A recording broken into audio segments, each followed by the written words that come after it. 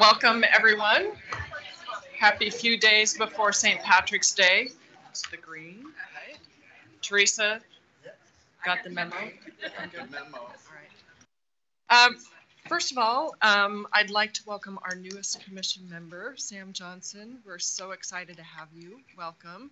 And I'm going to have Sam go ahead and just tell us a little bit about himself. The first day. Good with that. How's everybody doing this morning? Awesome. I got a thumbs up in the back. That's pretty cool. So as Katie said, I'm Sam Johnson. I am Vice President of Operations and Technology Development at Intel. I've been at Intel 4 years, here in Oregon, 4 years. Married, 3 girls, and a dog. Horribly outnumbered in the household. 10-year-old set of twins and a 9-year-old. So I went from 0 to 100 really, really fast. So prior to my role at Intel, I spent 20 years in the DoD working for Raytheon. Spent a lot of time designing missiles and radars, you know, that concept of a bullet hitting a bullet in the upper atmosphere, those kinds of things, shooting things in space. So pretty significant transition from doing that to semiconductor, but it has been a lot of fun. Very excited to be here in Oregon. I am an outdoors person, so it's perfect for me. I recently got into paddleboarding, which is something very different for me.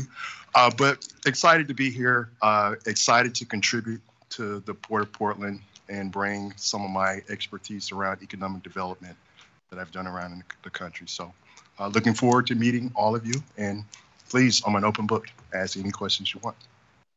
Thanks, Sam. Appreciate it. And we are the same. Feel free to reach out to any commission member with any questions that you might have. All right. I need a motion and a second for approval of the minutes.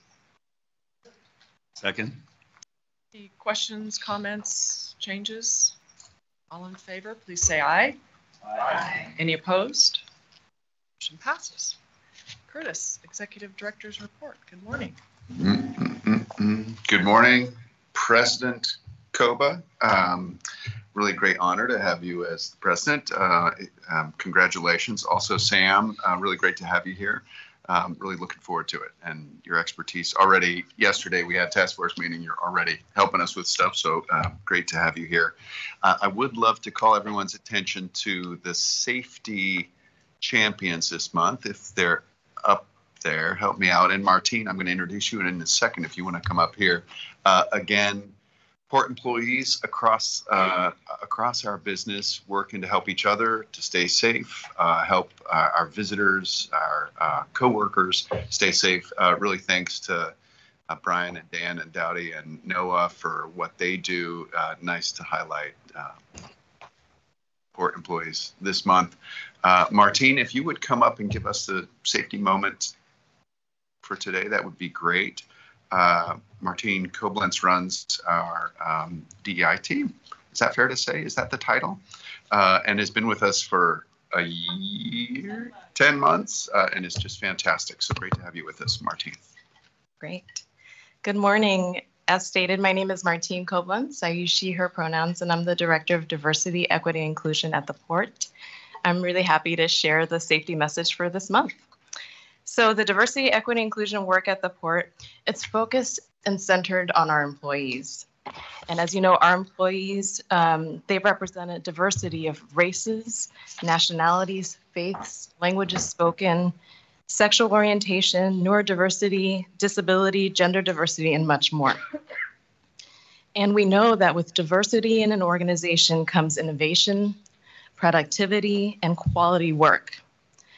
But that doesn't happen without effort and intentionality. So this is where my department comes in. We're responsible for ensuring that our policies, practices, and procedures support a culture and organization where all employees can thrive. We support managers, supervisors, we have employee resource groups, business resource groups, the departments and divisions in creating a workplace environment where people feel seen, heard, and valued for the richness and diversity that they bring. So that brings me to a different kind of safety in the workplace that we touch on the most, which is psychological safety. A team that feels psychologically safe knows that they can take risks, express their ideas and concerns, and speak up. And that's important because employees are more engaged and motivated.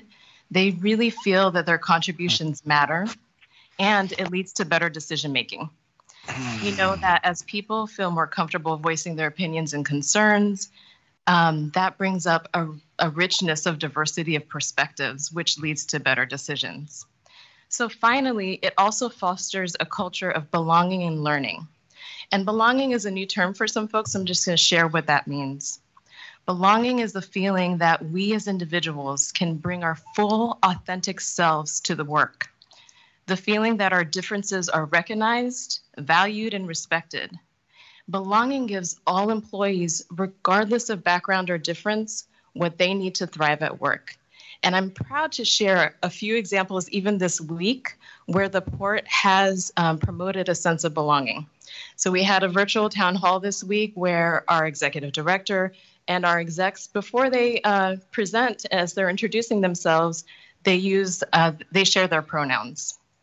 Another example is this month is the month of Ramadan. And so we shared a best practice of how to support our Muslim colleagues in the workplace for the month of Ramadan. And you're going to get to hear a presentation around Women's History Month with our Women's Plus Development Network. And so these are just some examples and ways in which we say you're valued, you're respected, you're heard, and you belong here at the Port of Portland. Thanks for letting me share this message. Terrific, Martine. Thank you very much. I really appreciated the sending out the message about Ramadan. I was able to share with my kids and talk to them about the week and sort of what it meant and so on. So really great. Thank you for your time this morning. Thank you. Just a few more announcements. I was able to attend last week with our friend Sam Dessou from TriMet, celebration of the reopening of TriMet's line out to the airport, the Better Red. Really excited about creating more pathways for, in particular, employees to get to work. We're now double tracked out here. We're not yet done with the bike ped track, but that's coming next. And so just more options for people trying to get to PDX morning, noon, or night. Really good news about federal support for both Terminal 2 and the airport. We got the announcement of $4 million for the Terminal 2 improvements from our delegation last week. That's in addition to the $8 million that we know we are already getting for the improvement of at PDX, the gates and essentially electrifying the equipment that leads to aircraft. Honestly, just another indication that our delegation is supportive of the work out here. Really shout out to Congressman Blumenauer, Congresswoman Bonamici, and Senators Wyden and Merkley. They just have really supported our work, and it's nice to get, honestly, $12 million of push on some big things that we're doing. You may have read about Terminal 6. We were asking the state legislature to help with our work at T6 in the year ahead. We asked for $8 million in the short session. We did not get that funding. We are working with legislators on an ask to the emergency board. So you'll hear more about that. The e-board meets when session is not in process. And so in May, they'll meet again. So we'll have another chance to support the work and the roughly 1,500 jobs out at Terminal 6. While the container business is going and robust, really exciting last month was our auto business out at T6. In the course of about 4 days, we had 4 vessel calls and 11,000 autos moved. Thank you, ILW, for the speed, the rate. That's about 5% of our annual volume in essentially a 4-day period. Pretty mind-blowing pace. So 11,000 autos in just over 4 days. Pretty exciting and great work out at T6. Finally, you'll hear from Vince and our friends from Hoff and Skanska later this morning about safety. You may have read, including Vince read you in today's Oregonian. I don't know if you saw that. It's very exciting to see yourself in the paper, or maybe not in this case. but you did a great job. And commissioners, I think you've heard about this. We did slow down the opening of our phase 1 of the project, which is due to take place over the course of the summer. Vince and our colleagues from Hoffman Skanska are going to talk to you about that. I would just say, consistent with what we've said before, we're going to focus on people, prioritize safety over schedule, and that's what you'll hear more about today. So with that, Madam President, I'll conclude my remarks. Thank you, Curtis. Any questions? Comments? Motion and a second? All those in favor, please say aye. Aye. Any opposed? Motion carries. Thank you. We're moving to public comment. We have 2 individuals. My next load is than I thought. Signed up, Mr. Ackley and Ms. Barnes, and I believe they're both virtual and online. I did want to make a comment again about public comment. We are asking those who provide comment to keep their remarks between 2 to 3 minutes. We welcome public comment, we encourage it, and we also encourage written comments for those that would like to submit. Read those in a record. So we'll try to keep track of about a 2-minute flag, and I'll let any public commenters know that it's time to wrap up. And with that, we will start with Mr. Ackley. Good morning. Can you hear me? Yes, we can. Okay, thank you. Commissioners, thank you to you and the staff for listening to residents around the Hillsborough Airport by holding the unleaded avgas roundtable at the Brickwood Library. I'm hopeful something will develop from these meetings. One big issue for me was the lack of publicizing the meetings. There were no newspaper articles or advertisements. There were no announcements or press releases to the media, elected officials, or more importantly, the people who within the 2-mile radius impacted by lead pollution that rains down on us daily. There were no announcements on social media. Consequently, there were only 3 members of the public who showed up to the meeting. Mickey Barnes, Jim Lubisher, and myself. There was 1 person from the Washington County Health Department, so that makes 4 people who equaled the 4 port employees who also were in attendance. One of the port employees was Ms. Kemma Simon. Although she clarified some issues about the use of the GAMI G100 UL unleaded fuel, she also muddied some waters. She stated that each engine and each aircraft wishing to use the G100 must be inspected and approved by a certified mechanic. This is not the case, according to Mr. Braley of GAMI. She further stated that each aircraft or FBO would have to require a special insurance to use or pump the G100. Again, according to Mr. Braley, Vital Aviation, the firm that will be handling sales and distribution of the G100 UL is fully insured. At the end of the meeting, we were told... You are at 2 minutes now, so if you can make a... Okay, wrapping up. At the end of the meeting, we were told the next meeting would be in the summer. That would be 3 to 5 months away. Where's the urgency on this issue? I urge you to do a lead contamination study of the area around the airport to gauge the problem. Thank you very much. Thank you for your comments. Ms. Barnes, welcome.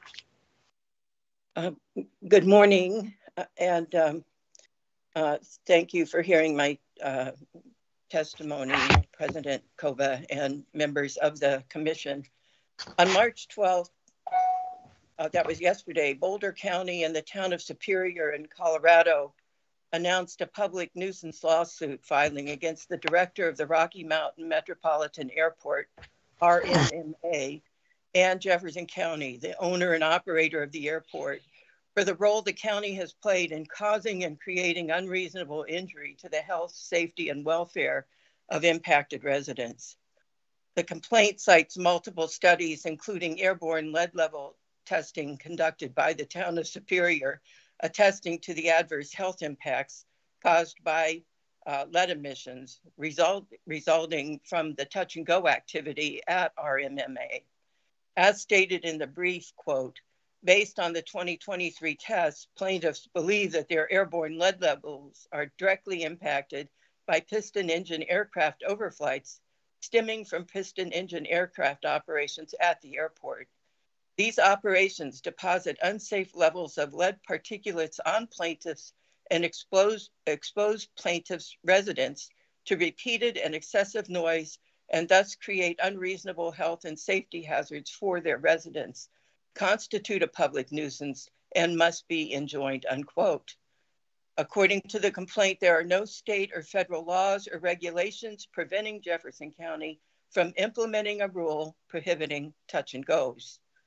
The lawsuit emphasizes the obligation of the airport to protect and maintain safe operations at the airport, including protecting the public health and safety of the local community that is located within the airport's operating area. The filing further states that, quote, protecting the local community's health and safety is an adequate justification to impose a prohibition on an aeronautical activity at the airport. Ms. Barnes, I'm sorry to interrupt. You're at 2 minutes. If you can wrap up. Thank you for the alert. Like Rocky Mountain Metropolitan Airport, the Hillsborough Airport is primarily a training facility. As the owner and operator of HIO, I urge you to follow the example set by Boulder County and the town of Superior by placing a ban on touch and go operations at this facility. In addition, I ask you to protect the health, safety, and well-being of residents who reside and recreate in low ambient noise communities at a distance from the airport. All too many rural and woodland properties in Washington and Yamhill counties are relentlessly bombarded by HIO student pilots who fly repetitively over homes, schools, farmland, and recreational areas within 10 to 20 miles of the airport. I also request that you stop accepting FAA Airport Improvement Program money for HIO, as the FAA routinely uses these financial agreements as an excuse to exploit, disempower, and deprive local residents of the right to the enjoyment of their properties. Thank you for your time and attention. I've included some links to the actual press release from Boulder County and related articles on the Rocky Mountain Metropolitan Airport. Thank you, Ms. Barnes. And I will submit this, a written copy of my remarks, and ask that you include them in the meeting minutes. Thank you. We will do that. Thank you. General discussion, Women's History Month. Curtis. Great. Thank you, President Koba. March is the month we recognize women's history. March 8th was International Women's Day, and we have a very active, you two come on up, Jennifer and Robin, I'll introduce you in just a second. We have a really active resource group, employee resource group at the Port, the Women's Plus Development Network, who are helping the Port celebrate this month. They do have an executive sponsor, Dan Pippinger, but Dan is traveling today on Port business, so it's my pleasure to introduce this item. This month, the W+DN Resource Group partnered with PDX People to host an International Women's Day celebration at PDX Concourse E's Juliet last week. There's a commemorative pin that I hope you all found in front of you. I have one on here. Actually have several of them, I'm happy to say. It's got a card as well highlighting the groundbreaking women in aviation. I would like to welcome Robin McCaffrey and Jennifer Robbie, who are two of the leaders of the resource group, to share some comments about women in aviation and leadership around DEI. So thank you both for coming. Welcome. Good morning. My pronouns are she, her. And I want to clarify, I am a past board member. So just didn't want to take the glory. As we celebrate Women's History Month, the Port's Women Plus Development Network, W+DN, is delighted to present this year's theme, which focuses on trailblazing women, both past and present, who advocate for equity, diversity, and inclusion. We pay tribute to the women and gender non-binary folks who, across the country, paving the way to ensure that everyone has a chance to excel. To the women and non-binary folks who have eliminated barriers and fought systems of inequity and oppression, we thank you. W+DN supports the growth and development of female and gender non-binary port employees. We strive to enhance their personal and professional growth by cultivating leadership competencies, influencing organizational practices, and otherwise combating the unique challenges women and gender non-binary folk face in career development and advancement. Engagement from our members has allowed us to host speakers and trainings focused on women's careers, engage with nonprofits and community service organizations focused on women and children, provide connections among female and non-binary port employees, and raise awareness about gender gaps within the port as an organization. We are grateful that W+DN is in excellent hands with co-chairs Jennifer Raby and Michelle Arrowsmith, and we thank our executive sponsor, Dan Pippinger, as noted, for supporting and guiding us, and our members for giving their time and energy. Today, we tell the stories of 3 powerful women. Next slide, please.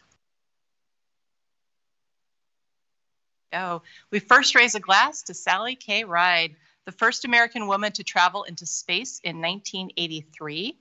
Sally broke the gender barrier in a field that men traditionally dominated, and she paved the way for many brilliant women to shine in space exploration and related fields. When Sally retired from NASA, she mentored young girls, pressing the importance of diversity in STEM.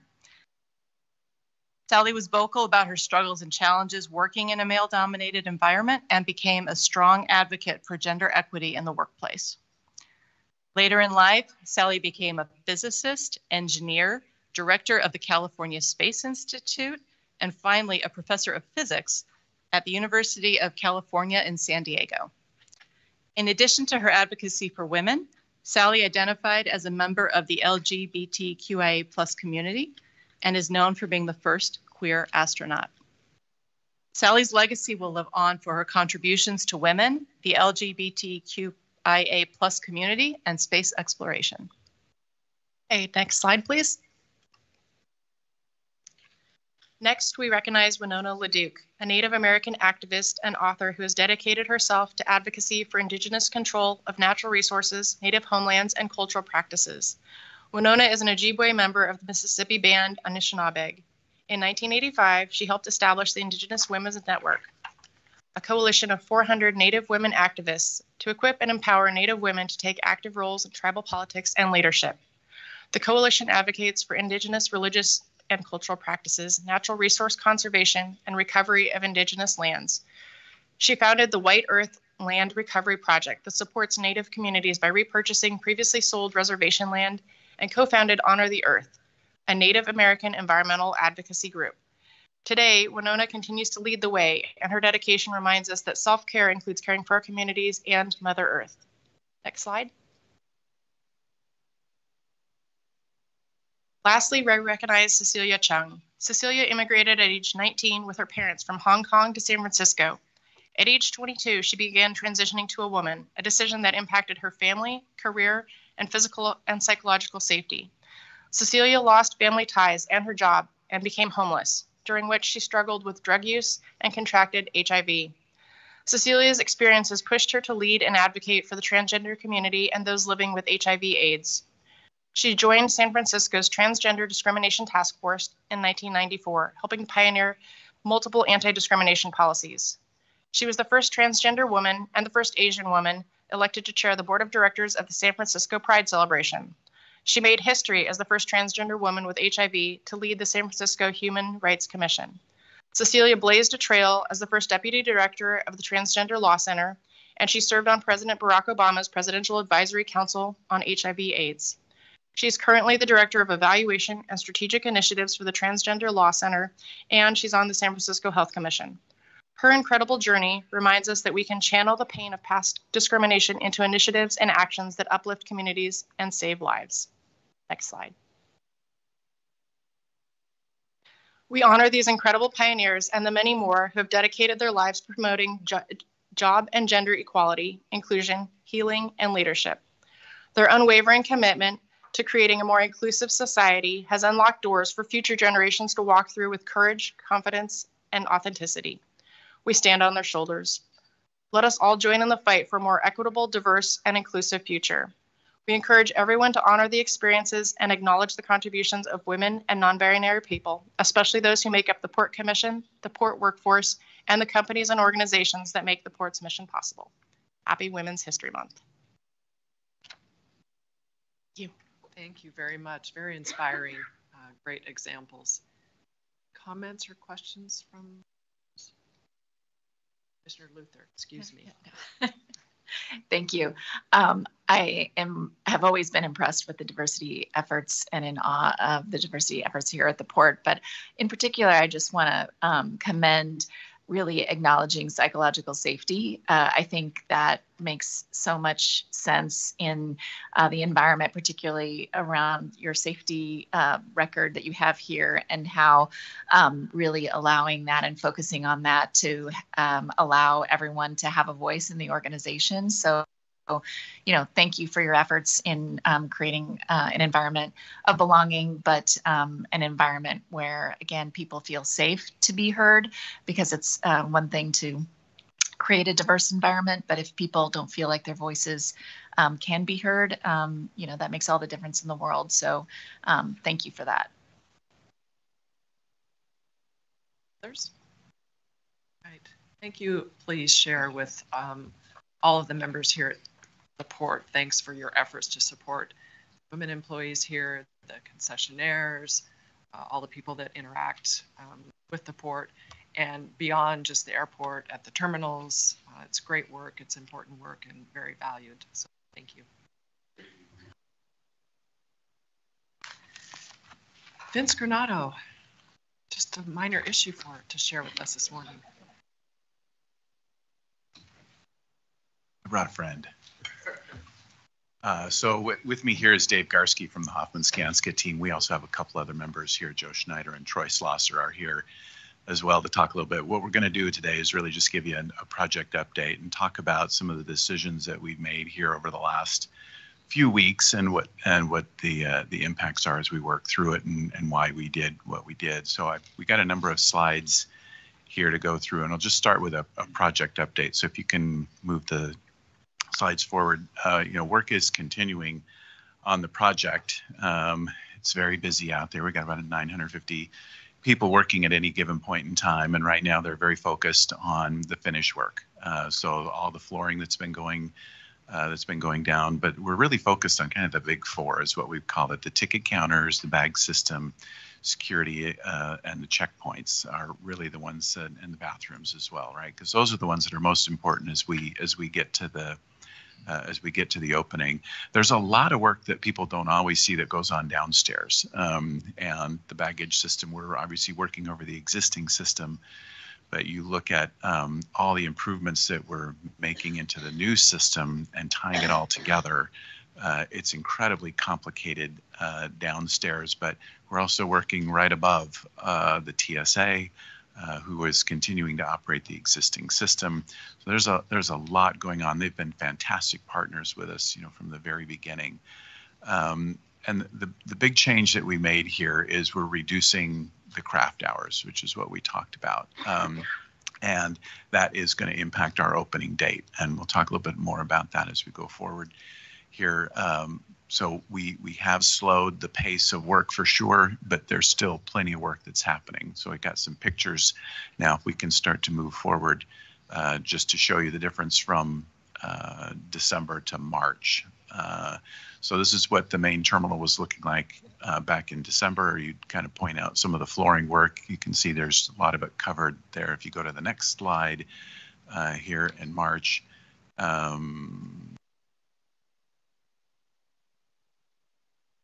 So all the areas that are now covered up down there is all new flooring. So we've been doing all the terrazzo and the wood floors that came from the forests in Ricrial.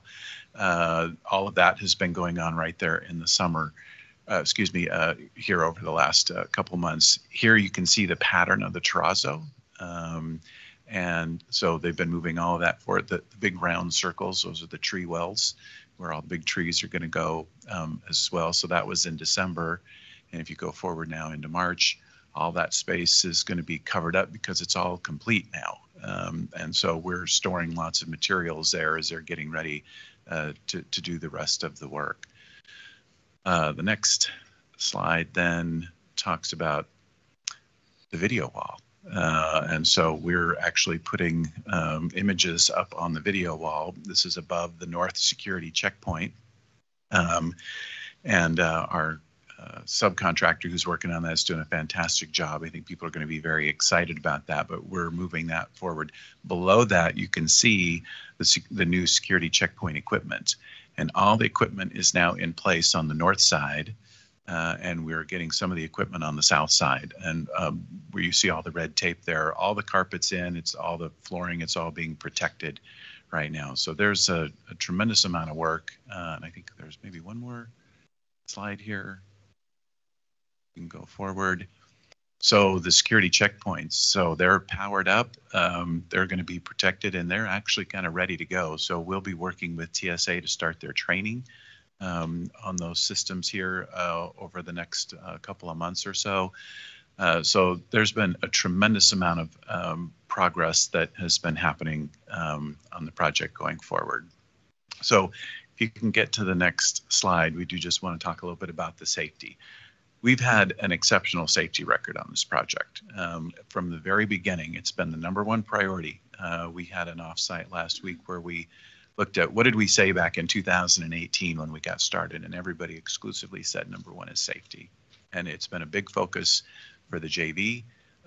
And when you look at our incident rates here, they beat national averages, they beat state averages. It's just been a significant priority. So we're far below what everybody else has had. We know we're coming up on 5 million hours. Obviously, we'd love to have 0 incidents, but in a project of this scope, magnitude, it's going to be virtually impossible to get to that. But the numbers that we have, we're very proud of. We are coming up on almost a year since we've had a lost time injury. So while we have had incidents, and we had a number of them happen here recently, and that was what the Oregonian article was about, some of the ones that we'd had some materials that were dropped near TSA workers. We had a piece of material dropped in the ticket lobby, and where we got to was the fact that there was a lot of pressure on the schedule. People were seeing it, they were feeling it. And so we feel like people were very focused on that. We appreciate them. They understood the importance of it. But at that point, as we started to see more of these incidents, we did not want people to feel like the schedule was going to be the important thing.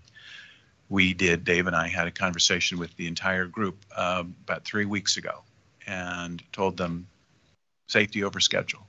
Every time, safety over schedule. And the next day, we had 2 more incidents.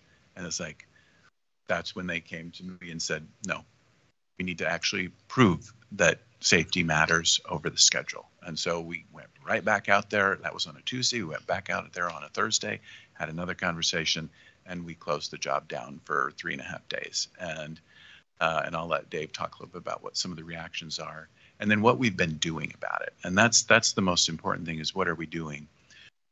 When we made the decision, we knew this was going to be complicated, because it's not just us and our work in our site. It's TSA, it's the airlines, it's the concessions. The ripple for this is across the country. Delta, Alaska, everybody is bringing resources in to make this work. We knew it was going to be a big deal.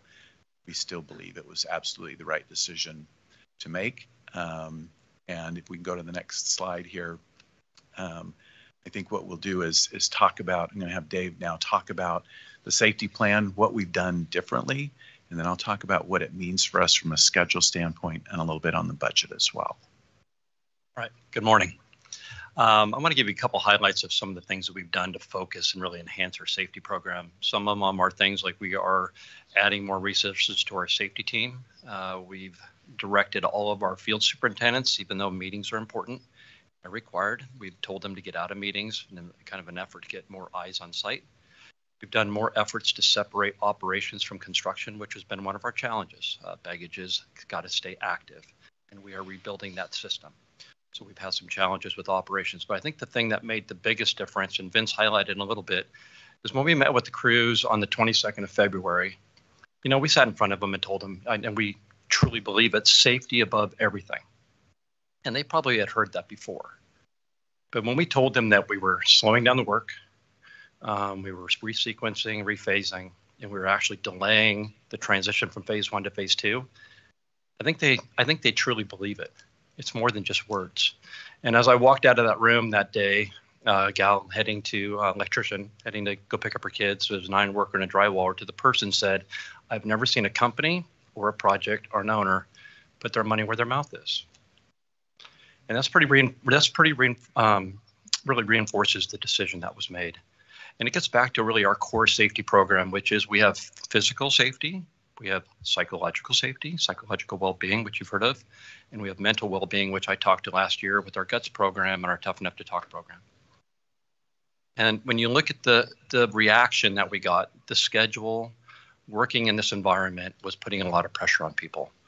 And though we don't like the incidences, in an odd way, we welcome them because they highlight where we need to focus. They highlight things that are going on. They highlight where we can get better and where we can continue to improve. So when I go to the lobby in the morning, I watch we've had workers actually prevent security breaches, which we're very proud of. We have people that have helped give direction. I'm getting pretty good at putting bag tags on luggage myself and giving directions. Hopefully the directions are pretty accurate. But it reminds me, this is a one-of-a-kind project. There's no other construction project in the country that has gone into the core of an airport with 30 to 50,000 people walking around and welcoming to our job site every day, hundreds of people that are working below our feet and with our construction workers, and they're relying on us to keep everybody safe. So we're going to continue to move forward and improve. We're going to minimize the schedule impacts as much as we can, but we will continue to put safety first. Just as a reminder about how we were going to open this project, and that's what this slide here is talking about back in February. Again, we were never going to have a ribbon cutting and open the screen and it was all going to be done, right? We were going to phase this in over the summer. And the plan was to start in late May 22nd to be precise. We were going to have at least the big four that we had talked about, ticketing, bags, security, and the bathrooms, right? We needed to have those ready to go. And then we were gradually going to get all of phase 1 done over probably through October-ish or something like that. And I think where we got to is we realized on the schedule, we lost a little bit of time with the weather. We were working a lot of overtime to try to meet the schedule. And at the end of the day, we weren't going to be happy with what we were going to end up with in May. You were going to have the bare minimum. I think operationally, it would have been a big challenge for the team to really operate efficiently and effectively. There was risk to what the security lines would have been, bathroom access, all of that. That's another reason why I think we were continuing to push on the schedule. And then we decided, you just reach that point, you reach the fork in the road. It's like, you got to make a decision. And we just said, no, I don't think we're going to be happy with this. So we were going to end up with a gradual opening over the summer.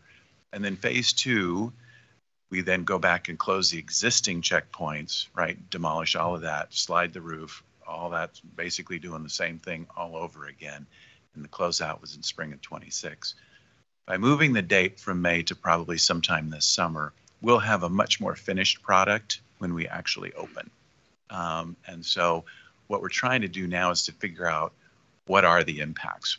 There are some advantages to us delaying, especially I would say for TSA in the integration of the system upstairs to downstairs. I think more of the concessions will be open than what we were going to have in May for sure. But obviously there's impacts as well. So the next slide here, I think in the last one that I've got, is talking about what we're doing right now to evaluate it. There's just so many moving parts to this. And so we have developed 2 or 3 options for some opening dates of what we could do. If you could move to the next slide, please. But there's a lot of considerations that go into that. So we're coordinating with the airlines, the TSA, and the concessions. Can you meet these new dates? Because, for example, TSA sends resources from around the country to help do on-the-job training. All the checkpoints that you saw, those are all new. And the technology is new, so they need to be trained on how to do them. And there's a 30-day window in which that has to be certified for the workers. We do a thing called ORAT, which is our operational readiness and testing. So we're going to pressurize the system. We'll invite people out to the airport, friends and family, and the general public over a few days, and actually test out. We'll give them scripts. This is who you are, and we want you to test the system and to see if it works, and what do we learn from that. So we have to figure out how the new ORAT will work. Obviously, how busy is it going to be over the summer, right? It's the busiest time of the year. We have to avoid July 4th, a few days before, a few days after. It's not a good idea to open around then. So we're sorting that out. And then what does the project actually look like? How complete will it be? And what are the benefits and advantages and disadvantages to each of those? That takes time for us to sort out. So I know everybody's anxious and wants to know exactly, okay, what are the new dates? And we're working on that. And I think in the next couple of weeks or so, we'll settle on that and start to communicate out to everybody what the plan is. From a budget perspective, obviously, the longer you go, there is going to be costs associated with that. And we're working through what the impacts of that are. Again, we still have a second phase to this project. Are there opportunities for us to perhaps accelerate some of the work on the back end and make up some of the time? We think there are. Will we make it up day for day? We're not sure yet. But we also have contingencies in the budget, right? That's why we have contingencies in the budget. And so we're working through to see exactly how will all of this play out. What are our risks? What are the JV's risks? Because they have a guaranteed maximum price as part of this contract. So there's just a number of factors that we're going through to try to establish that. But right now, the project was a $2.15 billion budget, and that's where we think we're still going to end up at the end of the day. But we still got to go through and kind of show our work to everybody about how it's all working out.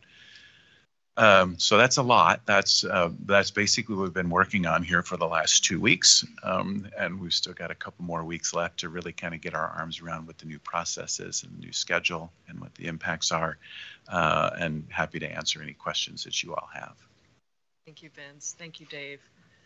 Questions, comments from the commission? Commissioner Nemi.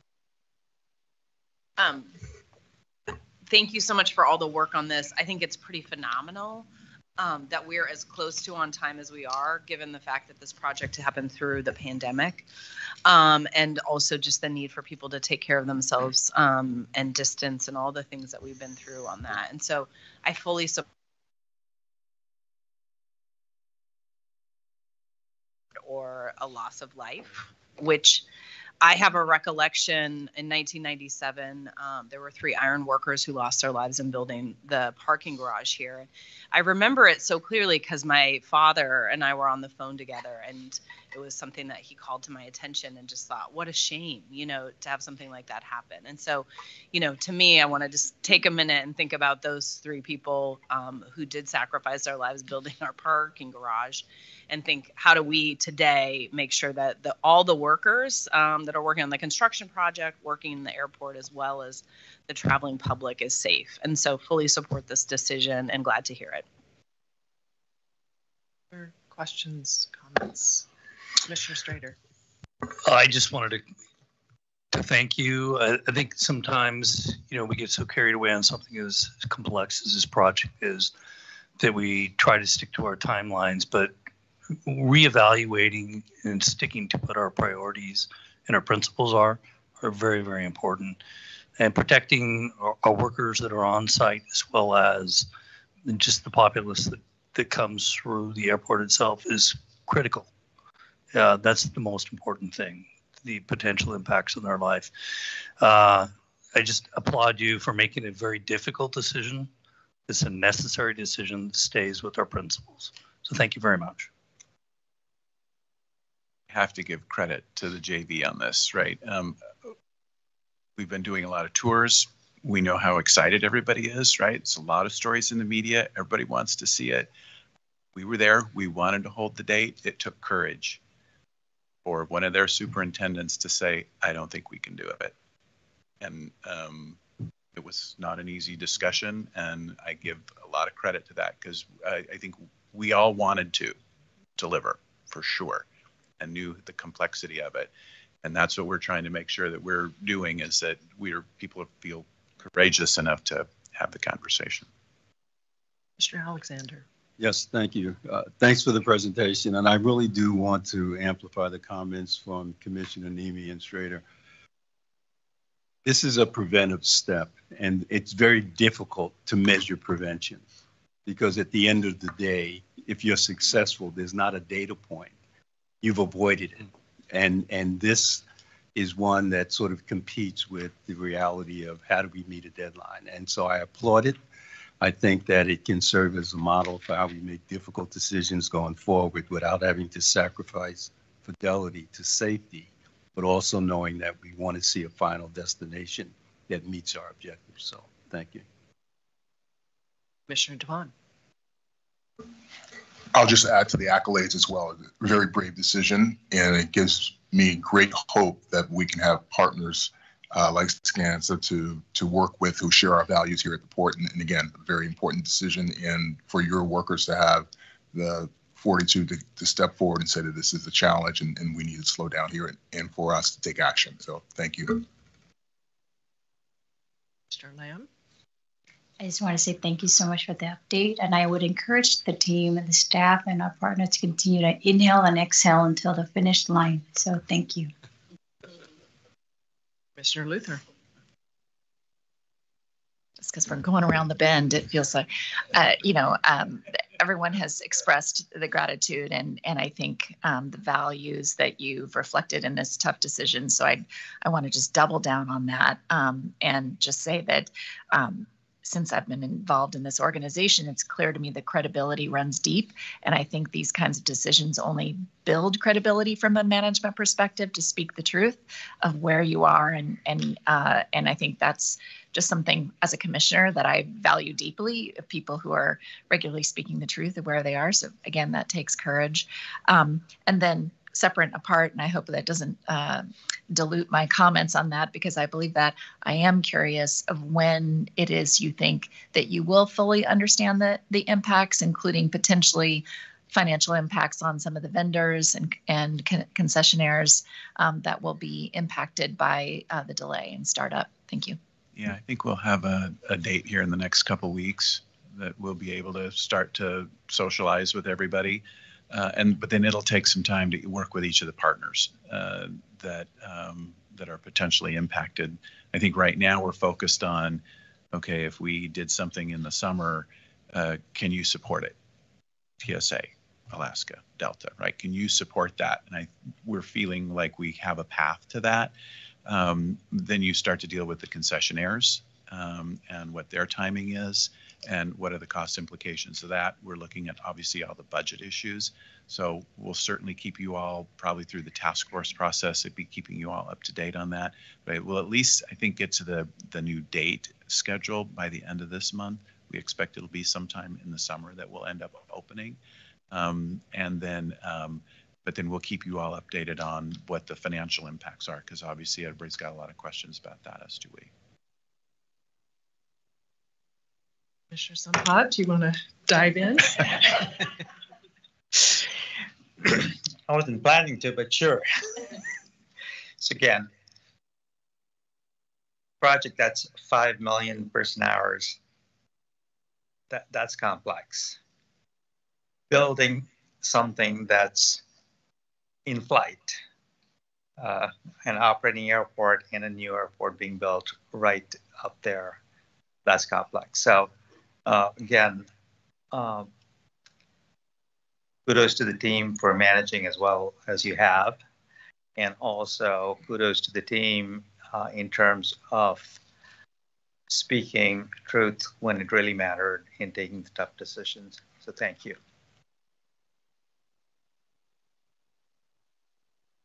I will just echo everything that's been said. I can only imagine the conversations that happened when you said we've got to decide if we're going to delay or not. And probably an incredible amount of disappointment from everyone that had May 22nd on their calendar and going guns to get to that date. Now is the time to get excited about the next date, because it is clearly the correct decision, and this airport will open. And as you aptly portrayed in the newspaper article, the complexity of building an airport on top of an operating airport, I can't imagine. So please share with everyone involved our thanks.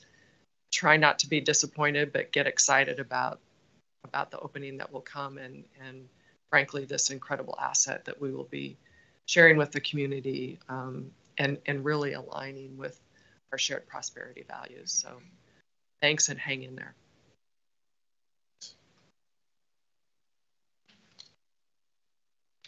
We have one consent item on the agenda. Any commissioner want a presentation of the consent item? Right, the title of the consent item is Concession Lease, Sizzle Pie, Portland International Airport. Call for a motion and a second for approval of the executive director's recommendation. Second. Any further discussion? All those in favor, please say aye. Aye. Any opposed? Motion carries. All right, we have 3 agenda items, and I'll ask Beverly Pierman to introduce the first item. Welcome, Beverly.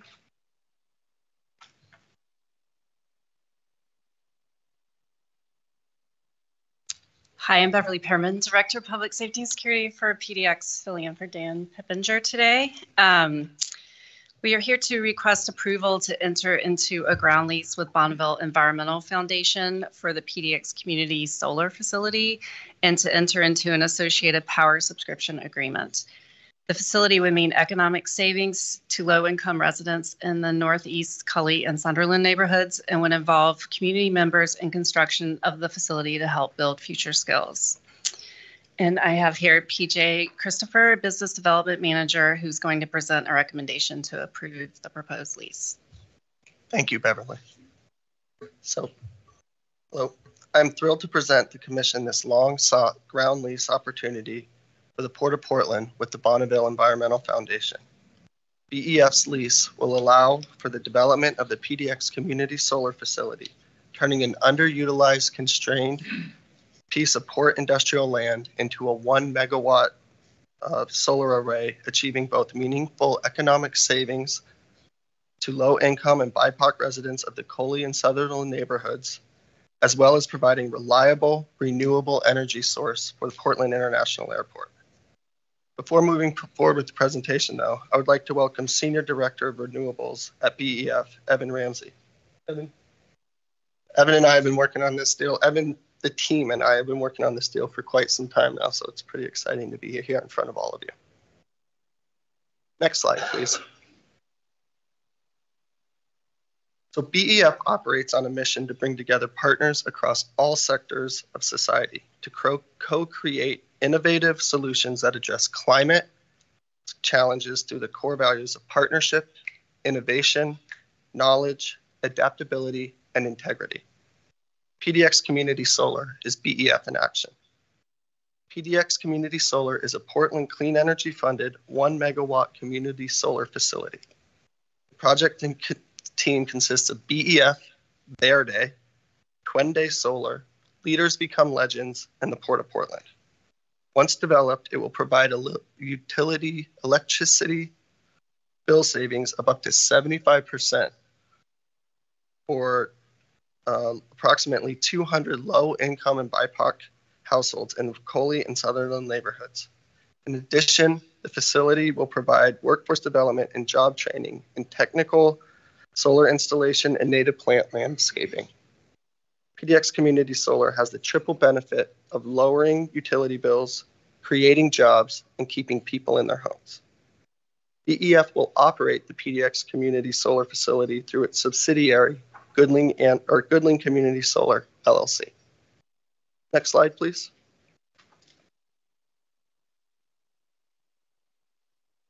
In February 2020, that's how long ago it was, the Port and BF entered into an option to lease the property shown here in preparation for forthcoming Portland Clean Energy Fund funding opportunities.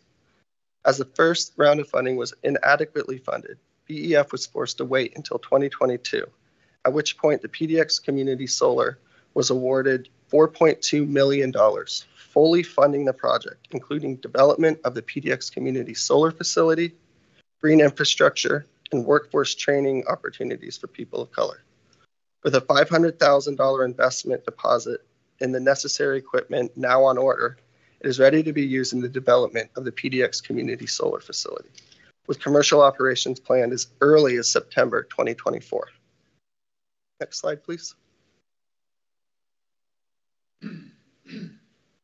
Community purpose and benefit is the cornerstone of the PDX Community Solar Project. 60% of the energy output will benefit low-income and low-wealth communities with the power it generates. It will serve up to 200 low-income households in the Coley and Sutherland neighborhoods, and BEF and partner Verde will work directly with affordable housing developers and operators Hacienda CDC and Home Forward to provide community solar subscriptions to as many residents of the Las Adelitas and Portland Community College Metro campus housing developments as possible.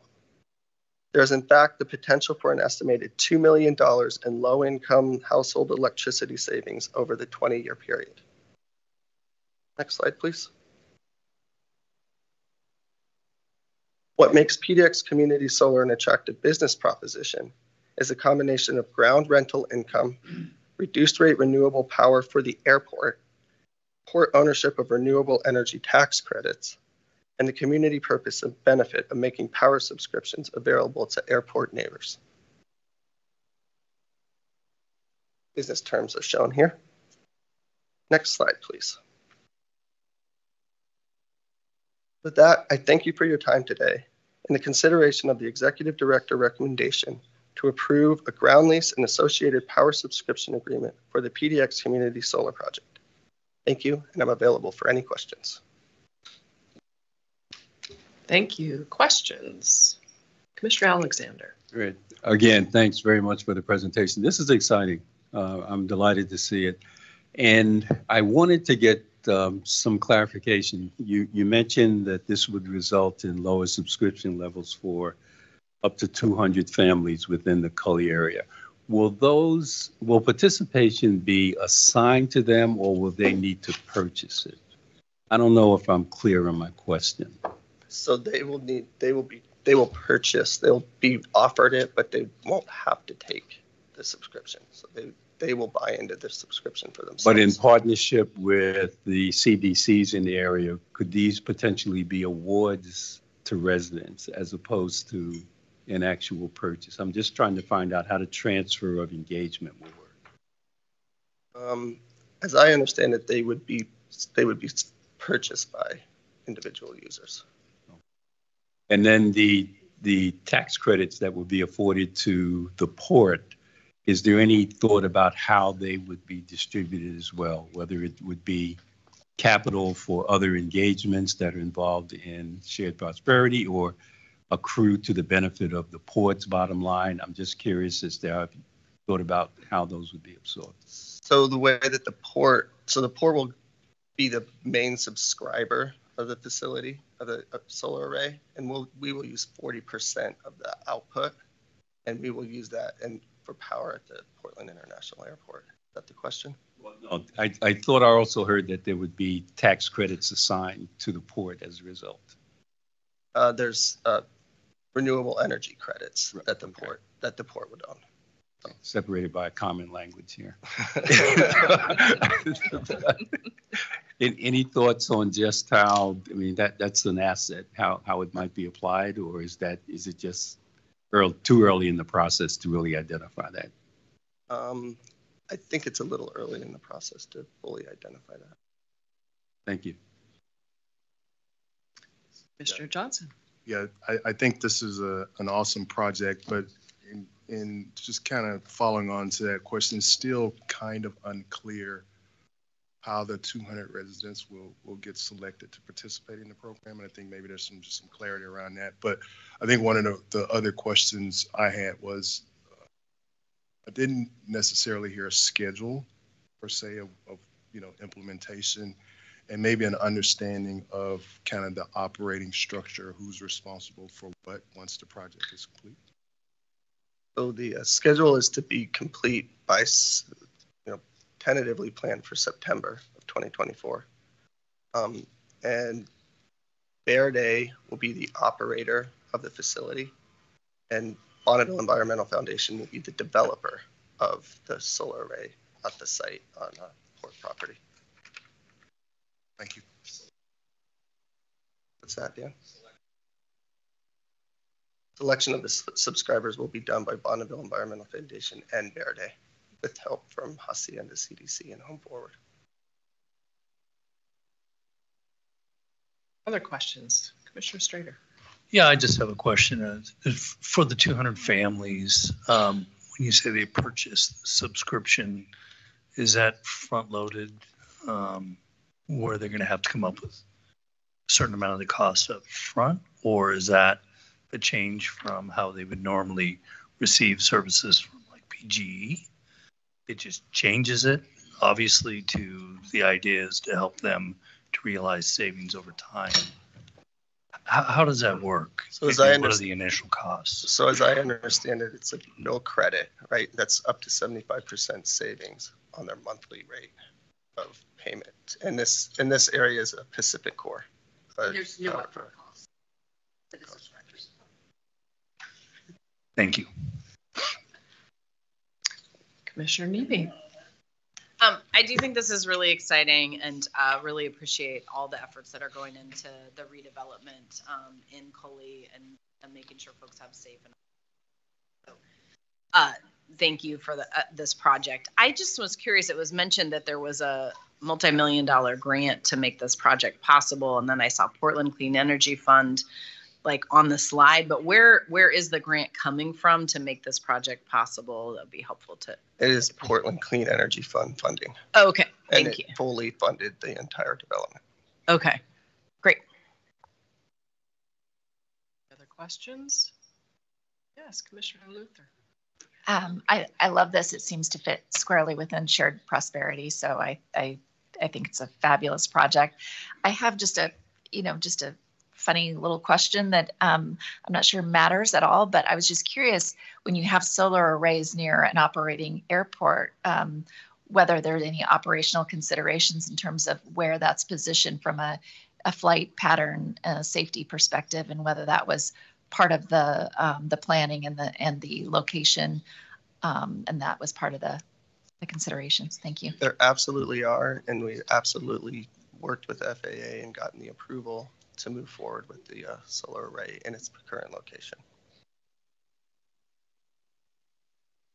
I have a very, very important question, and it's only to satisfy my own curiosity.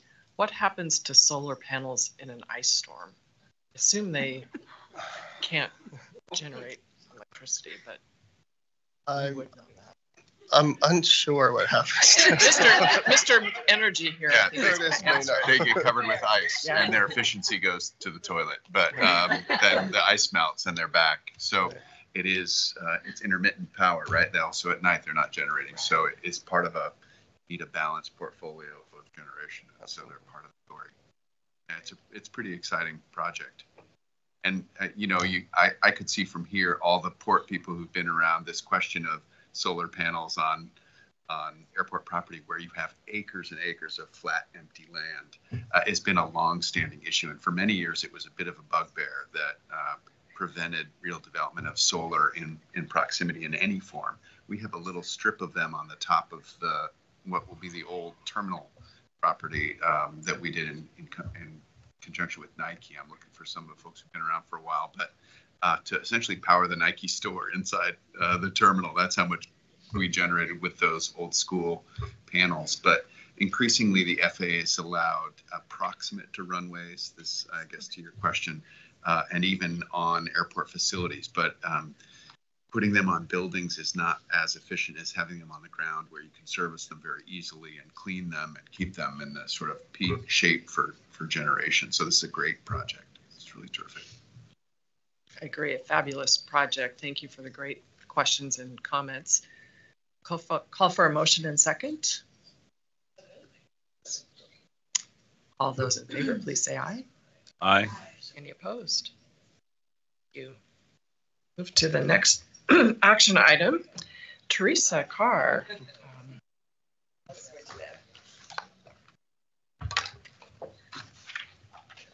Good morning. Congratulations, President Coba, and welcome, Commissioner Johnson. It was a pleasure taking you around this morning. Yeah, so PJ gets a mulligan. PJ is actually part of my team. That PJ didn't see all the talking behind, but he got to finish out this deal. Some of the aviation assets used to be under my portfolio. Excuse me. I'm just coming back from traveling, and of course, you always pick up something. But he's part of my team. He's finishing this out for the aviation side of the business. And we appreciate them allowing him to do this because he's been working on it for how many years now? 4 years. 4 years. 2020. And that's what you're going to hear about. This is like I said, it's a bit of a mulligan for him. He's going to present on this item. And this item is also energy related. He's bringing, forward for you an option with a lease, and the lease is the important part of that sentence. The terms will be presented to you today. In addition to that, there will be a couple of easements associated with this. It's for Cascade Renewable Transmission. Excuse me, I should have brought my water up here. It is for a parcel we affectionately call the Dog Bone Parcel in Rivergate District. It is an underperforming asset. That's also something that you're seeing from the previous presentation, this presentation. We have a business plan that really focuses on what underperforming assets do we have, how can we put them into better use, and the energy sector is one of those places where we found a nice niche for these underperforming assets. So this deal is important to the port. It's important to the region as it's a piece of the puzzle in the transmission of clean energy. And I'm going to quit talking and let PJ present it. And we're happy to answer questions. And hopefully I will have some of the answers that I can help him out with these. Thanks, Teresa. So as Teresa said, I'm eager to present the Commission this opportunity for the port to participate in Oregon's aggressive carbon reduction goals to replace fossil fuel generation with renewable resources, as well as helping to increase the constrained east-west electrical transmission capacity. By entering into an option for the lease of land and easements for the Cascade Renewable Transmission Project, the port will be connecting two critical pieces of the project, which aims to bring wind and solar generated energy where it is created east of the Cascades, west to the electrical load centers of Portland and other populated areas. Next slide, please. So PowerBridge will be the managing member of Cascade Renewable Transmission, LLC, the legal entity organized to develop and operate the Cascade Renewable Transmission Project. Since 2005, PowerBridge has been responsible for the development, financing, construction, and operation of 1,320 megawatts of power transmission infrastructure, representing $1.5 billion in private investment. PowerBridge flagship projects are the $650 million Neptune undersea transmission cable, which was completed in 2007, and the $850 million Hudson transmission cable underneath the Hudson River, which was completed in 2013. Both projects were completed on budget and ahead of schedule to provide an electrical link between New York and New Jersey, with up to 660 megawatts of power.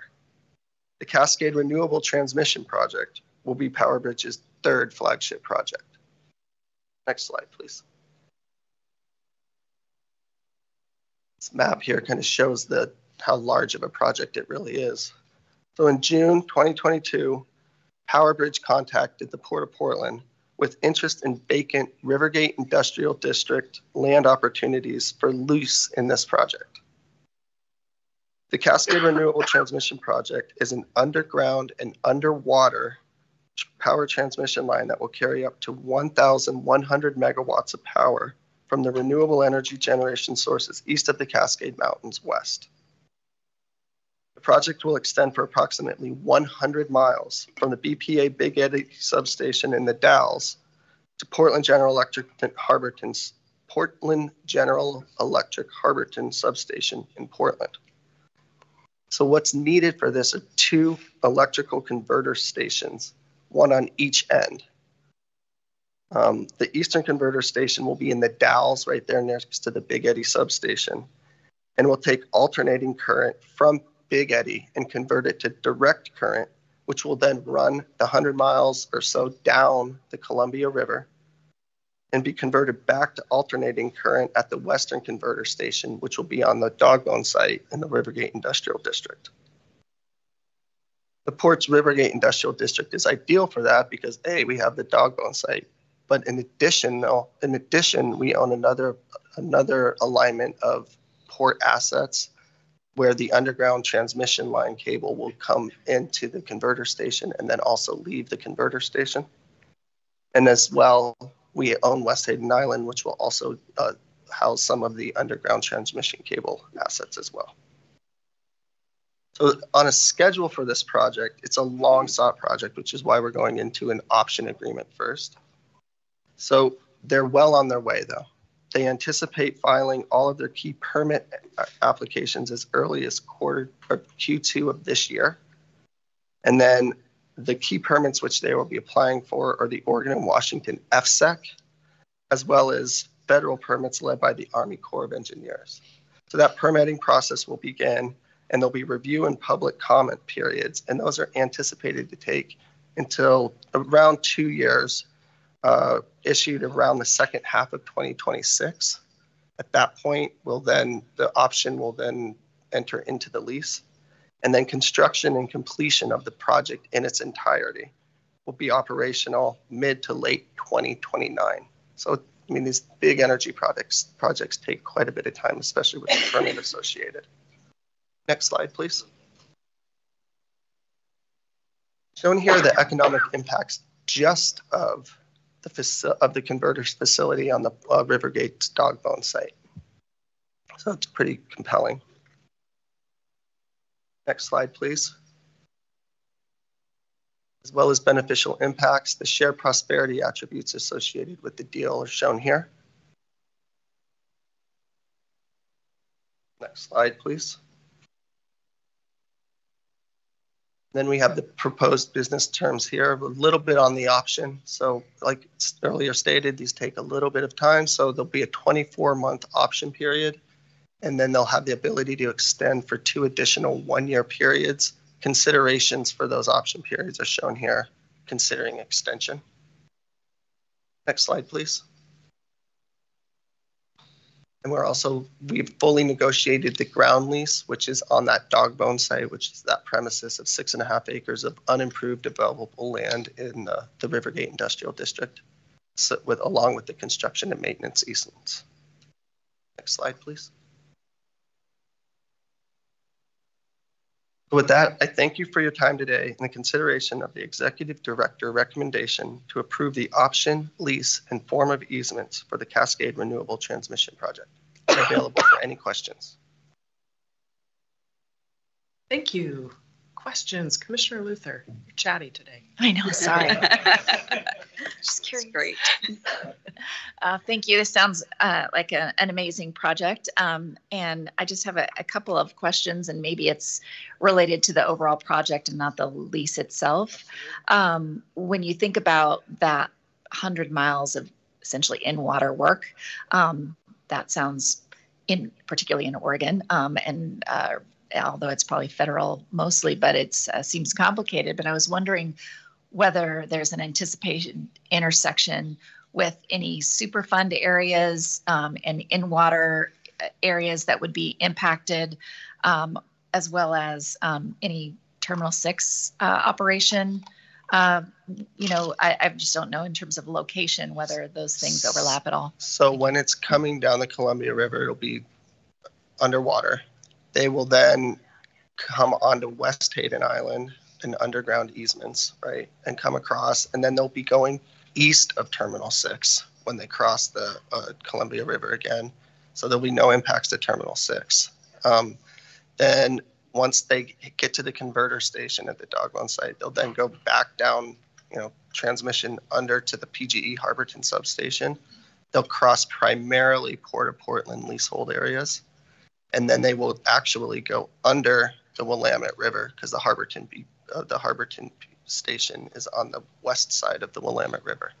So there may be some Superfund concerns in that Willamette River area, but that's the only known area that they'll go through that.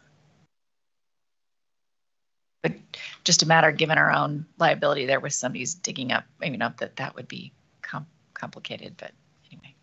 And to the permitting piece, they've already, they have standing meetings through the entire alignment with, multi-member meetings that they're well aware of the permitting difficulties. They're well ahead of the game on the permitting difficulties. And it's a long run. It is a very long run. So.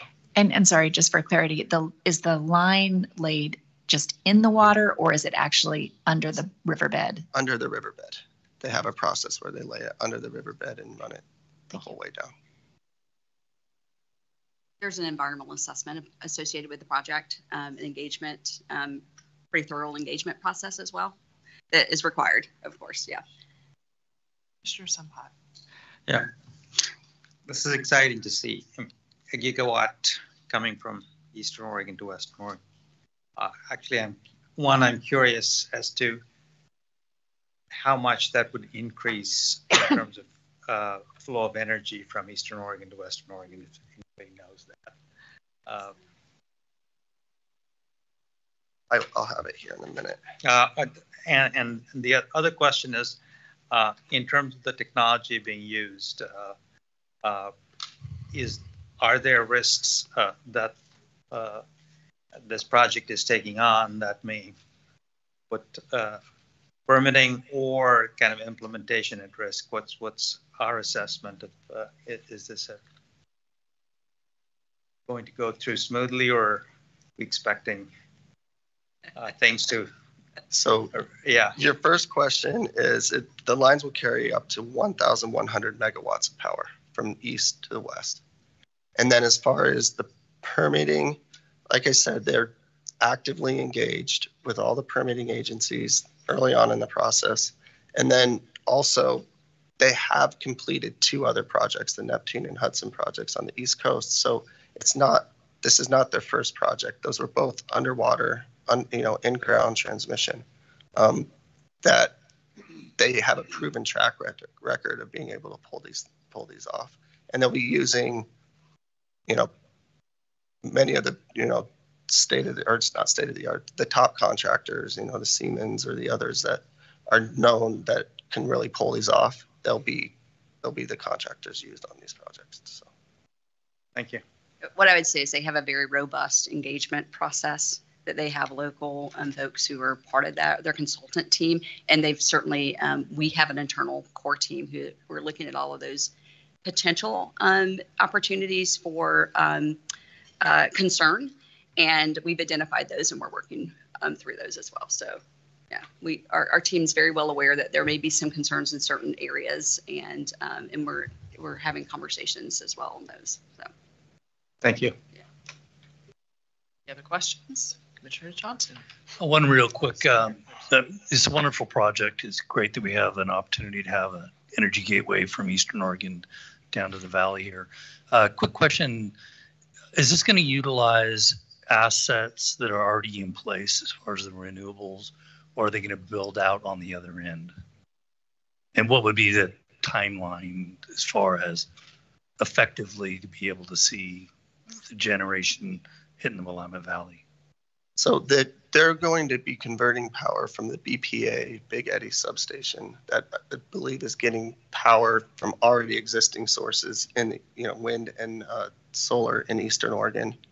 Not saying that there won't be more added, but that's not part of this project, right? They'll be tying into those, and then they'll be converting that power from the BPA facility and then reconverting it in the Rivergate Industrial District, and they're looking to be operational here by 2029 if their schedule holds to where they are now. Again, permitting and everything will go in here Q2 of 2024. So they're well on their way to getting the long wick of the project started, and with the goal to be operational by 2029. So that's when we'll start seeing power on this end. It has to be converted on both sides. We'll send you all a link to, they have a video that's actually really well done. It's only about 2 minutes long, and it answers a lot of the questions that you're asking about where the power is being generated and how this project plays into that, and if there will be additional things coming online. So, yeah.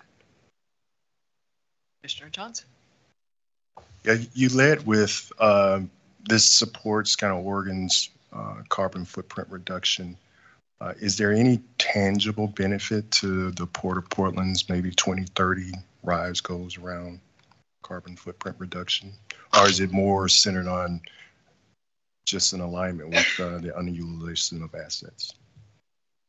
I mean, I would say that because of this project, it helps renewable energy it frees up renewable energy that's generated on the eastern portion of the state and brings it to the population centers that actually will need it in order to hit those aggressive goals. We'll need to be able to pull that renewable energy from the east side of the mountains to the west, which currently isn't in there at this size. So it's really ports being able to use underutilized assets that we have to help with that overall goal of bringing all the 1,000 megawatts of power to be used for the region in general.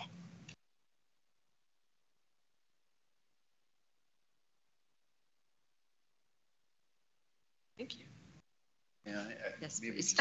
as an add-on here, if I could, Commissioner, we do our primary demand as an organization is at PDX and the facilities here, and we already purchase 100% renewable, but that in part relies on credits rather than actual supply. And so the previous project, the solar, will help us meet that with our own supply, or at least access to local supply.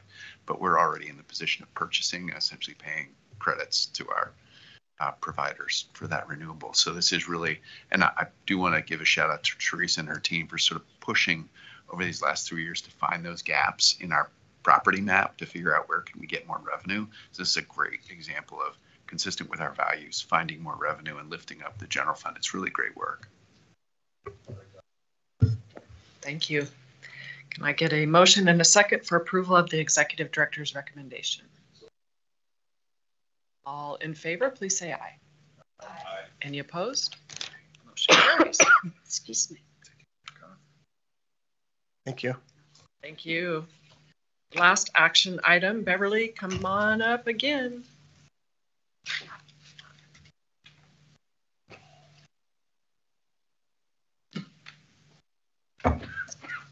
Okay, this last item is a request for approval of a public improvement contract for the PDX South Terminal Heating System upgrade here at PDX. The contract would provide construction services to repair piping connections that are already failing and causing leaks at PDX, and the problems associated with that are going to become even worse once the new ground source heat pump system comes online, because it'll lower the temperature of the water.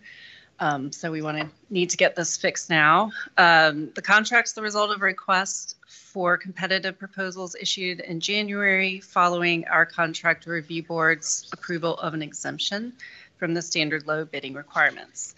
And here to present the recommendation is Alan Dickezian, Engineering Project Manager. Thank you, Beth. But no props this time, Alan. No what? No props. We're the Show and tell? It's a special event on the side. You're not invited.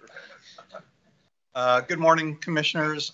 Congratulations, Madam President, on your new role, and welcome to the port, Commissioner Johnson.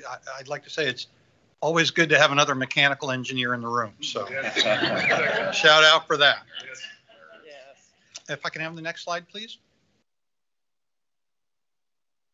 Okay, as Bev said, I'm here to present an agenda item requesting your approval of a contract award in the amount of roughly $6.25 million to J.H. Kelly for the South Terminal Heating System Upgrade Project. Next slide, please. A little bit more on the technical background. Bev teed it up really well. The piping system that we use on the south side of our complex at PDX put in about 20 years ago, and rather than welding the pipe together, we mechanically joined the pipe sections together. So you'll see here in the image coupling that was used to join, sample of a coupling to join pipe. That system is now at the end of its useful life, and it is failing. The joints are leaking, and it's causing quite a bit of damage. So this project is basically asset renewal. We're looking to remove those couplings and weld the pipe to stop the leaks. Next slide, please. Scope of work is pretty extensive. You'll see a map in a minute, but basically we have to go in and make multiple modifications to the piping system to facilitate this work. We're also, while we're there, going to be replacing some of the temperature control valves. Really not part of the leak problem, but an efficiency, so that while we have plumbers and pipe fitters there on site, we can replace these valves that are also at the end of their useful life. There's quite a bit of sealing work to get access to the pipe. A lot of the pipe is in shafts, so there's quite a bit of work involved in just exposing the pipe so that it can be welded. We've also, in this contract, set up a separate option, a port option, to go a little bit further in scope if we so choose, and that would be to replace some digital controllers in the HVAC system. Currently, that is not part of the contract. It is an option, though. Next slide, please. Here's the overall footprint of the project. I'd say the bulk of the work is Concourse C, but there are still some fittings that we need to replace in the main terminal, as well as up onto the north side, the east end of Concourse D primarily. So it's a pretty extensive footprint. Next slide, please. You've seen me here before. It's not deja vu. It happened. Last September, we got your approval for an exemption from the competitive low bid standard procurement process to issue an RFP so that we could manage the multiple risks involved with this project. We issued an RFP, and unfortunately, the two proposals that we got were well in excess of our estimate and would not have fit within our budget. So the project team got together, we analyzed all of those results. We decided to cancel that first RFP and come back to you with another request in January to reissue or to issue a new RFP with some changes that were intended to get more participation and a better price. So with your approval in January, we reissued a new RFP. We got our proposals in February, and here we are today. Next slide, please. So we did get 3 proposals this time around. The first time we only received 2. This round we received proposals from the same 2 original contractors, Apex and J.H. Kelly. But in addition, we received a 3rd proposal from Harder Mechanical. We had a very extensive proposal evaluation process. It involved specialists, staff specialists in safety, staff specialists in shared prosperity and small business. And so we, as a team, scored the proposals. J.H. Kelly was the highest ranked proposer in all of the categories with the exception of cost. So in aggregate, J.H. Kelly was selected as the best proposal. Next slide, please.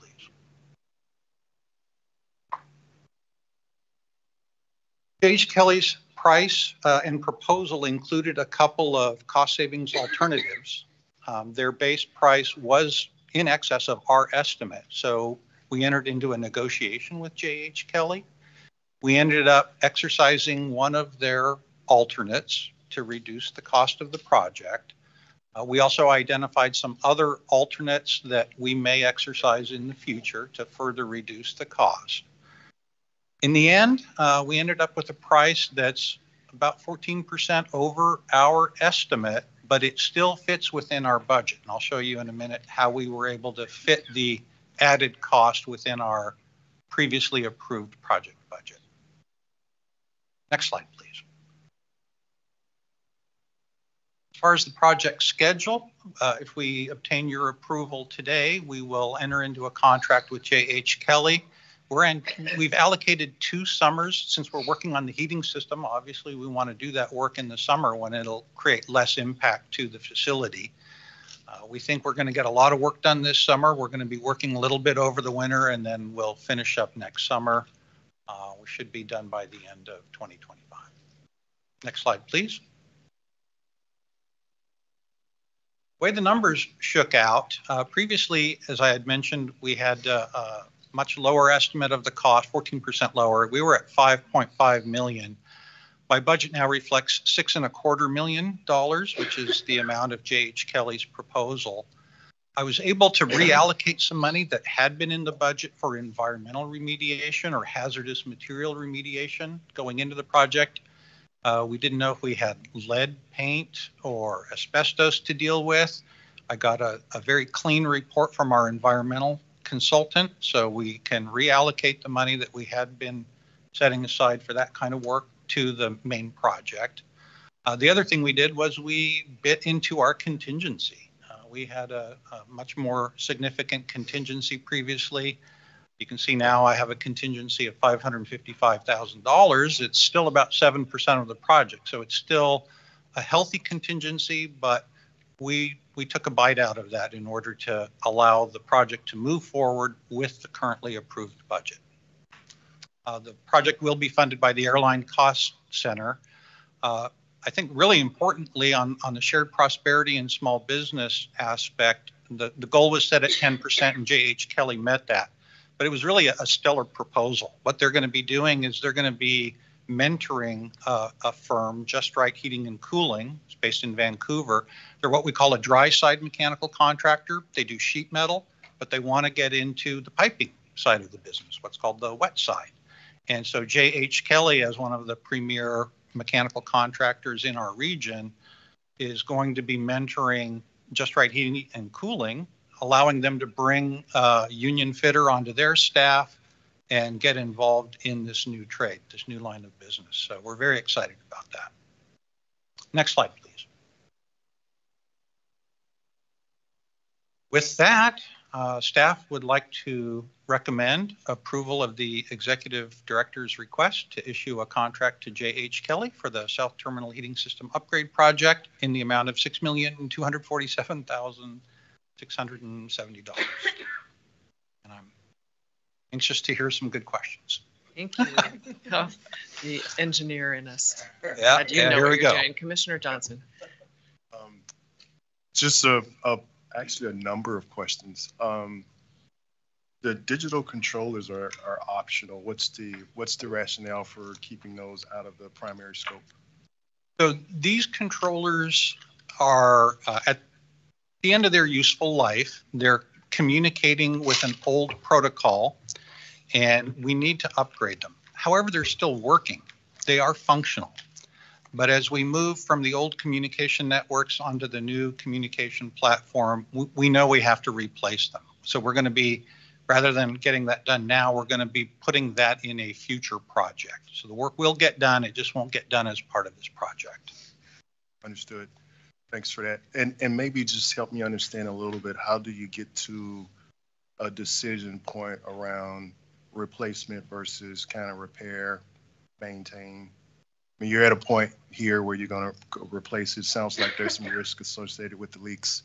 Maybe Yes, you're spending absolutely. a bunch of money on repair and maintenance, but what is that, I guess, threshold, or you guys have a threshold where you make the decision to push forward with replacement?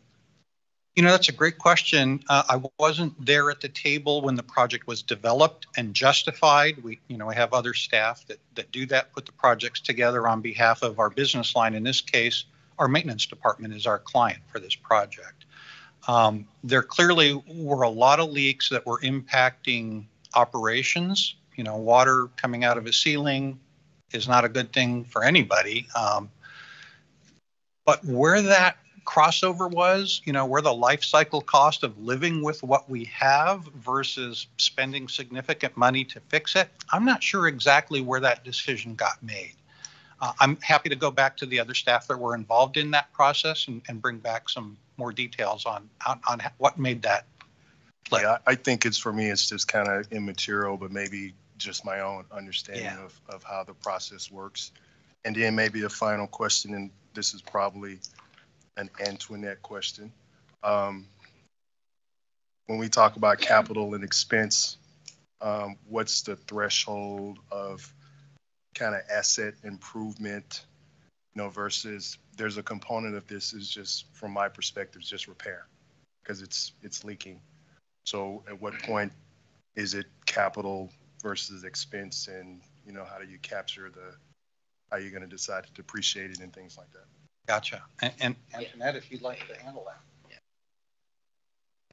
Thank you, Sam. Welcome. I see how it's going to be now, right? Right. Hey, I got to step my game up. It's all good. So I would say, again, just in general, you asked the question around the decision tree around replace versus repair.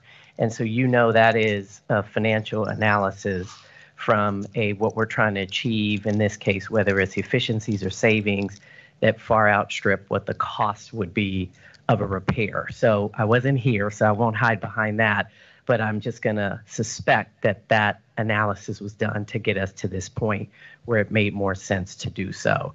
And just in general around capital assets, again, we're going to look at the life of the asset, and anything outside of, a year that has a useful life of, say, 5 years, 7 years, whatever the case may be, that's going to take us into capital. Something less than that is obviously going to hit our operating budget. And then lastly, I'll say my understanding is when we do the depreciation, the methodology is a straight line. Okay. But I'm ready for you. I'll see you next month. I bet you are. Thank you both. All good. Hopefully that answers your question. No, thank you both. Commissioner, and I'm just looking at Christina here. And it would be useful. We have a very robust capital planning process, and it is a lot of capital we end up spending. And so it does feel like we should come back to commission with sort of a description of that process. It's probably worth an update. And Christina's now all of 4 weeks into the job. 3 weeks, and ready to bring that forward. But we'll put that on a future commission agenda too, because I think it would be worth. I appreciate you, Alan, coming 3 times on this one. This one is kind of unique, but it is a process. It's worth understanding how we make those decisions and what is maintenance and how do you take on the big ones and when. Because some of these chunky projects are $40 and $50 million. Do you just take them in a bite, or do you have ways to manage that? So I think it'd be worth us coming back. Maybe I can add something because Bev mentioned it at the beginning, Commissioner Johnson. One of the drivers for the project, and I think this is interesting, the new ground source heat pump that we're putting in as part of the T-Corp project, it's going to lower the temperature of the hot water that we deliver to the HVAC systems. And so we're anticipating that these leaks are going to get even worse because with the lower temperature, the pipe contracts, and experience has shown us we spring a lot more leaks at lower temperatures. So that's another driver. Yeah, I think that was part of my overarching question. If there is a primary project that's driving the need to go replace this because you're going to see more, do you group those together, or is it a phased approach? Do you separate the projects? So, yeah. So exciting. I heard some sarcasm in that. No. Sarcasm? No? Other questions? Yes, I love it. I was going to say Commissioner Luther, but. Yeah. No, just a quick question because you were talking about leaks and ceilings and taking apart different things. I'm just curious about whether there are concessionaire or interruptions to service for any of our vendors that are anticipated and the plan or any counteracting mitigation plans for that. Great question. We did a very similar project on the north side of the PDX campus about 5 years ago. And so we learned some lessons from that. Obviously, doing the work in the summer when the demand for heat is lower is a big mitigation. We also have other ways to manipulate the HVAC system to make sure that our concessionaires and all the tenants are not frozen out when we do take the system down. Because when we do this project, we're going to be interrupting the flow of heating water. One thing we can do is we can reduce the amount of cold outside air. You know, we do a lot of ventilation within the airport, high volume of outside air. It's good for you. You know, I'm a big fan of outdoor air ventilation. But in a situation like this, where you don't have an ability to reheat that outside air, we can just minimize the amount of outside air to keep the facility warmer while we're doing the project. That's just one example of a mitigation. Anything else? All right, thank you. For a motion and a second on approval of the executive director's recommendation. As reluctant as I am to suspend this tantalizing discussion, I would so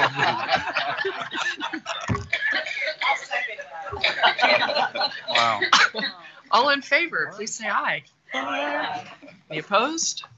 Motion carries. Thank you. Thank you so much. You're welcome. And thank Please you. come back soon. Yeah. We are at the end of our agenda. I just wanted to share with commissioners that I think staff will bring to task force next time the opportunity for you to weigh in on any items that you'd like to have brought forward. There's a lot that goes on here. We have incredible staff, as you well know, and they bring us lots of great things, but we also want to make sure that any commission interests are being addressed. So think about that. And if you have any suggestions even before next meeting, feel free to reach out to Curtis or me. Any other questions, comments for the day? If not, meeting's adjourned. Oh, thank you.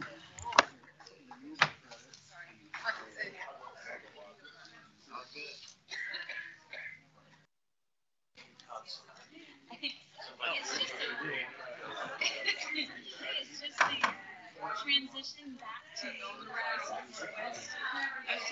had to get that off.